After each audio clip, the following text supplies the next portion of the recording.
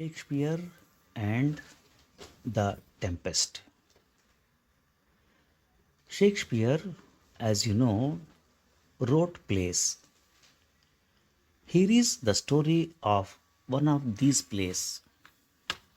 Prospero, an old man, and his daughter Miranda, a very beautiful girl, lived alone on an island in the sea far from any known land. Their only dwelling was a cell made in a rock. Probably the cell was really a cave in the rock. Now, Prospero was a duke in exile, the Duke of Milan in Italy, and Miranda was a princess, his only child. Prospero was a very clever man and a great student. He had in Milan a young brother, Antonio, to whom he trusted all his affairs so that he might give his time wholly to study. Prospero's special study was magic. Shakespeare wrote this play very early in the 17th century. The Tempest, therefore, is more than 400 years old. Antonio conspired against his brother Prospero, and in this conspiracy he was aided by the king of Naples. Prospero and Miranda, then a baby, were kidnapped, carried on board a ship, and later cast adrift in a small boat. Finally, the sea carried them to this island. A kind nobleman, Gonzalo, had concealed on the little boat water, food, clothing, and some books, which were Prospero's books of magic. Prospero and Miranda lived for years on the island. During this time, her father took care of Miranda and educated her. Now, the island was an enchanted island which had been placed under a spell by a witch called Sycorax. She died shortly before Prospero and Miranda came to the island, leaving a son who was a misshapen dwarf called Caliban. Prospero found this dwarf and tried to teach him how to speak and how to do useful work, but Caliban was not able to learn much. Perhaps he was not very willing to learn. The witch Sycorax, before she died, had imprisoned in trees on the island many good spirits because they would not obey her commands. Since they were gentle spirits, and Sycorax had tried to get them to do cruel and wicked deeds. Prospero found these good spirits and released them from their presence. The chief of these spirits was Ariel. You will love Ariel very much when you read about him in the play. Now we have the island, Prospero and Miranda, Ariel, and a host of other gentle spirits, and Caliban, whose only idea of God was that there was something more powerful than he was himself.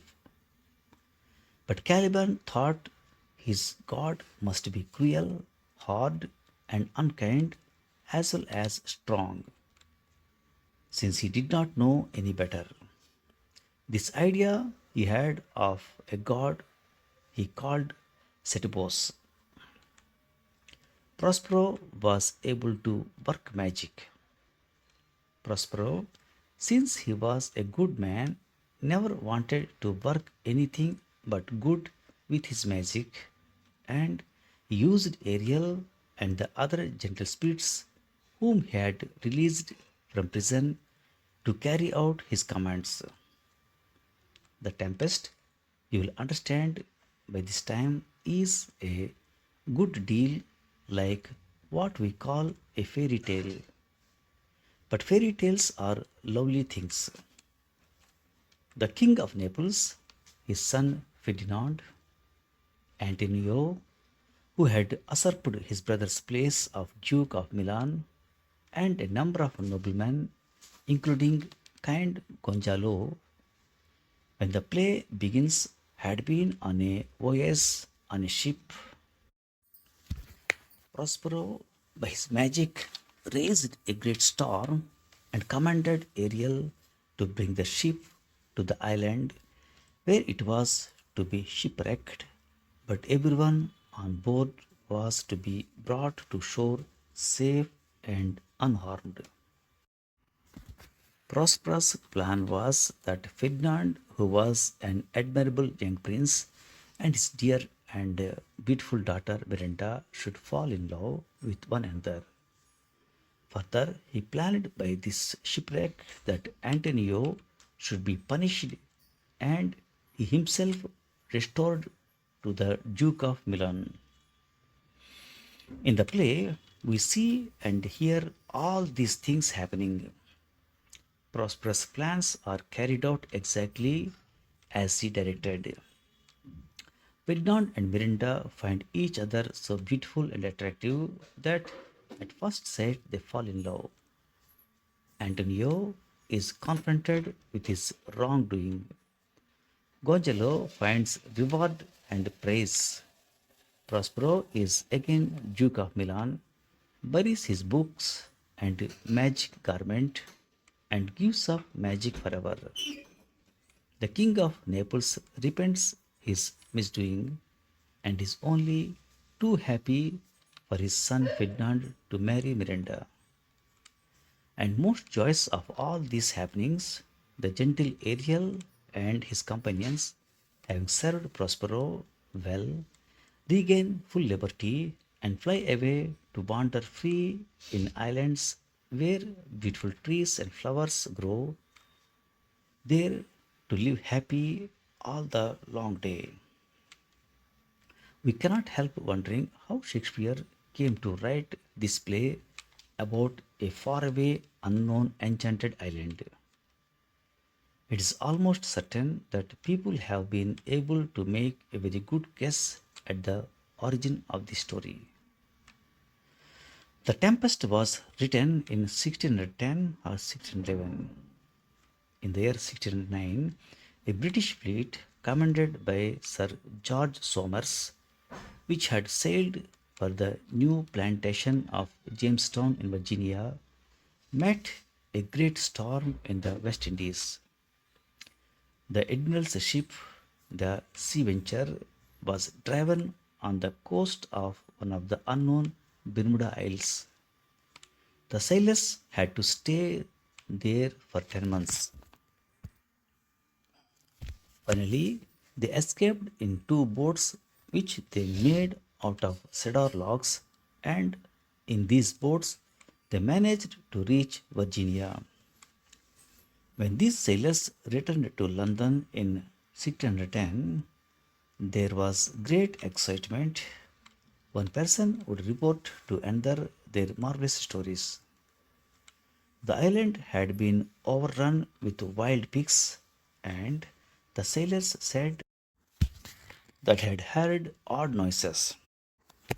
Therefore, they concluded that the island was enchanted. Shakespeare, who was writing his wonderful plays at the time, is likely to have heard these stories, and he made use of the sailors' tales of enchantment in a strange, beautiful, fairy like play.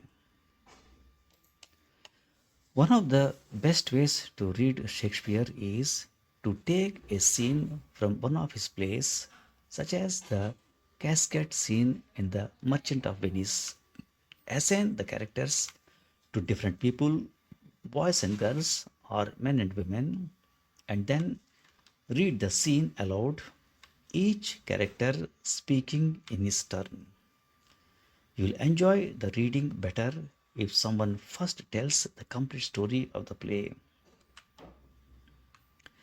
The whole world highly regards and very many people dearly love Shakespeare's plays. There are many of them. Some of the plays to choose first for reading are The Merchant of Venice, Julius Caesar, Scenes from A Midsummer Night's Dream, As You Like It, Romeo and Juliet, and Twelfth Night. How delightful you will find the fairy scenes in A Midsummer Night's Dream and the scenes in the forest from As You Like It. Julius Caesar is a political play. Politics is not a way to earn one's living, like farming or being a doctor or an engineer, but it offers one of the chief avenues by which one may serve one's country. Julius Caesar, besides being a very interesting story, is a splendidly wise and a clear picture of how men and women are influenced by political questions and actions. Shakespeare wrote and put into his plays number of very beautiful songs. They are also beautiful and natural that to read them is almost like listening to the song of a bird. In the Tempest, you will find Ariel's song, Come unto these yellow sands, full fathom five thy father lies, and where the bee sucks, there suck I. There are songs in A Midsummer Night's Dream. Amian in As You Like It sings Under the Greenwood Tree and Blow, Blow, Thou Winter Wind. Twelfth Night too is rich in songs. The play ends with the inimitable When that I was and a little tiny boy. Shakespeare is as great in the poetry of his plays as he is in their dramatic action. He had the power so to suit his thoughts with words that our minds are filled and enriched with life and beauty. Shakespeare lived at a time when people, as a rule, did not write and print the details of famous men's lives while they were living or soon after their deaths. We know much of the daily lives of such people as Scott and Dickens, and many others like Queen Victoria, Napoleon, Lincoln, Disraeli, Gladstone. But we know comparatively little about Shakespeare, partly because many people during his lifetime thought of him only as a play actor and writer of plays, and partly because there were at the time few books and there was little reading. Incidents of history and in the lives of men and women were told by older people to their children. These stories were remembered and repeated and served instead of printed books. Such traditional knowledge is sometimes inaccurate, but it is generally interesting and frequently true. We know that Shakespeare was born on April 22nd or 23rd in 1564 in Stratford on Avon, Warwickshire, England. He was baptized on April 26th of that year. His baptism is on record. He died on his birthday, that is April 23rd in 1616, 52 years later. His father was John Shakespeare, who sold farm produce at Stratford, and his mother was Mary Arden, who came of what are called gentlefolk. He was married in 1582 to Anne Hathaway. They had three children, Susanna, Hamlet, and Judith. Shakespeare went to London probably in 1586. In any case, he left Stratford and journeyed to London, a small London, very different from the great city of today. Nevertheless, it must have been an interesting place. Shakespeare acted and wrote plays. By 1593, he had achieved a noted success. 4 years later, 1597, he bought New Place, the finest house in Stratford. At first, he paid a visit there only once a year. Then, he left London and spent his later years in Stratford at New Place. His custom was to write two of his plays each year. We know something of Shakespeare's character from what his contemporaries said of him. We know what interested him most and probably what he cared about most from his plays. He was most frequently called by other people the gentle Shakespeare. For a man of great genius who was busy making wonderful plays and who could have met few people, if any, who were his intellectual equals, to be called gentle by everyone who knew him is a great tribute to the lovableness of his disposition and the sweetness of his temper. It shows that he must have been courteous, patient, and considerate. We know from his writings that he was a well balanced man. He was genial and he had a great zest for life. He seems to have been fond of many different kinds of characters.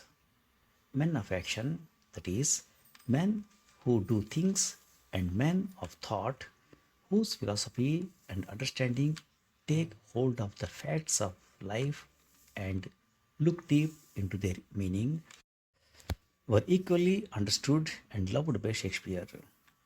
He created such thinkers as Hamlet and his King Richard II and Macbeth, and such men of action as are in his great historical plays and especially Othello. His youth was brilliant, full of happy exuberance and exultation, confident and swift. At this time, he wrote such plays as Romeo and Juliet, A Midsummer Night's Dream, As You Like It, Twelfth Night, Julius Caesar. You notice how rapidly one great play follows another. Shakespeare's full maturity following youth begins about 1599. Later, he wrote such plays as Hamlet, Othello, Macbeth, King Lear, Antony and Cleopatra. These are generally regarded as his greatest plays. In the last years of his life, we can think of him as living at new place in Stratford with peace, happiness, and tranquility. His young daughter, Judith, must have been his special, much loved companion. We imagine that possibly Miranda in the Tempest is likely Judith. Shakespeare may have been thinking of himself a little when he wrote some of the prosperous speeches. To this period belong three calm, wise, and beautiful plays, which were the last that he wrote: Cymbeline, The Winter's Tale, and The Tempest. Where did Shakespeare obtain his marvelous knowledge of life and people? The answer evidently is from life itself and from people themselves. He studied people and understood them. His own heart and nature taught him wonderful knowledge. From older people, we heard stories of wars of the roses. These stories undoubtedly gave him his knowledge of warfare, soldiers, battles, and politics. He read such books as Holinshed's Chronicles, North's translation of Plutarch's Lives, and translations of the choicest Italian novels of the time. He probably had read Chaucer. He was familiar with all the writings, plays, poems, and pamphlets of his contemporaries. The time when Shakespeare lived was one of the greatest ages in history of world. There were living at the time many other great writers, although not as great as Shakespeare. He therefore must have read them. It would be foolish to say that it is easy to read all Shakespeare's plays. Comparatively, few people, old or young, can understand them altogether. But to read those plays that one can understand is a very great adventure. We find in them, even if we do not comprehend everything, so much that is worthwhile: great life, beauty, sweetness, courtesy, generosity, and honor. These were customs in Shakespeare's days, points of view, judgments, and prejudices which the world has outgrown. We have much to learn still, but the world today is a better place than it was in the 16th century. We find some things in Shakespeare's plays that grate on us harshly, such as the feeling towards Shylock, the Jew, in The Merchant of Venice. Shakespeare's greatest gift to us is that he makes us feel and know how wonderful life is. He puts before us in his place the whole world, and we can look at it and see how beautiful it is. He shows us men and women, and although he wrote long ago, people who read his plays today finds his men and women so interesting that we think ourselves very fortunate if we can see a great actor play Hamlet or a great actress show us the way in which charming Rosalinda may have walked and spoke in the forest of Arden. No other writer has ever been able to create such women characters as Shakespeare. The best and soundest knowledge of Shakespeare comes slowly. It is good to read such speeches in his plays as Brutus' speech in Julius Caesar, Act 4, Scene 3, beginning at the words, "There is a tide in the affairs of man." When we have learned that speech, we may turn to other words such as these in King Henry IV. There is some soul of goodness in things evil. Would men observingly distill it out? Thank you very much.